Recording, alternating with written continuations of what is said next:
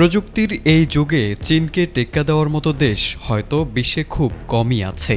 চীন যে কতটা পারমাণবিক দিক থেকে শক্তিশালী হয়ে উঠেছে সেটি হয়তো কল্পনাও করতে পারেনি বিশ্বের আরেক শক্তিধর দেশ আমেরিকা। আর তারই প্রমাণ দেখাতে এবার বিশ্বের পারমাণবিক শক্তিধর দেশগুলোকে নিজেদের শক্তিমত্তা দেখালো শি জিনপিং। নতুন এমন পারমাণবিক ক্ষেপণাস্ত্রের প্রদর্শন করেছে চীন, যে ক্ষেপণাস্ত্র বিশ্বব্যাপী আঘাত হানতে সক্ষম হবে বলে মনে করছেন বিশেষজ্ঞরা। চীনের এমন শক্তিশালী ক্ষেপণাস্ত্র প্রদর্শন করার দিনে স্বয়ং উপস্থিত ছিলেন রাশিয়ার প্রেসিডেন্ট ভ্লাদিমির পুতিন, উত্তর কোরিয়ার সর্বোচ্চ নেতা কিম জং উন সহ অন্তত 2 ডজন বিশ্ব নেতা। পারমাণবিক শক্তিধর এসব দেশের প্রধানদের সামনেই নিজের আধুনিক ও ভয়ঙ্কর অস্ত্রভাণ্ডার উন্মোচন করেছেন প্রেসিডেন্ট শি জিনপিং।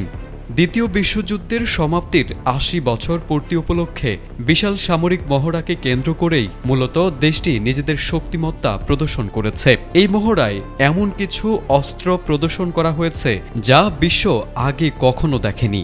সামরিক বিশ্লেষকরা বলছেন, এই প্রদর্শনের পর যুক্তরাষ্ট্র চীনের সঙ্গে সরাসরি যুদ্ধে জড়ানোর সাহস দেখাবে না। চীনের এই সামরিক মহড়ায় আলোচনার কেন্দ্রবিন্দুতে ছিল কয়েকটি আন্তঃমহাদেশীয় ব্যালিস্টিক ক্ষেপণাস্ত্র। এর মধ্যে DF-5C, DF-26D এবং সর্বশেষ সংযোজন গুয়াম কিলার DF-61 রীতিমতো কাঁপিয়ে দিয়েছে পশ্চিমা প্রতিরক্ষা বিশ্লেষকদের। বিশেষ করে DF-61 সরাসরি যুক্তরাষ্ট্রের গুয়াম নৌঘাঁটিতে আঘাত হানতে সক্ষম।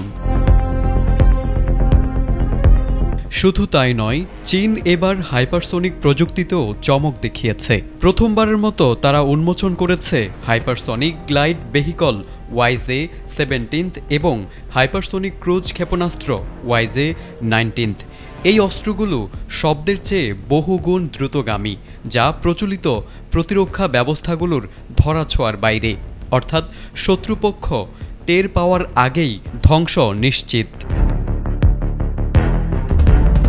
বিশ্লেষকদের মতে এই আধুনিকায়নের মাধ্যমে চীন শুধু আত্মরক্ষার সক্ষমতা বাড়াচ্ছে না, বরং প্রতিপক্ষের বিরুদ্ধে পাল্টা পারমাণবিক হামলারও সক্ষমতা অর্জন করছে।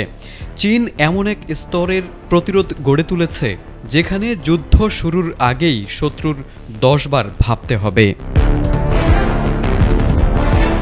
তারেক আজিজ, ATN বাংলা।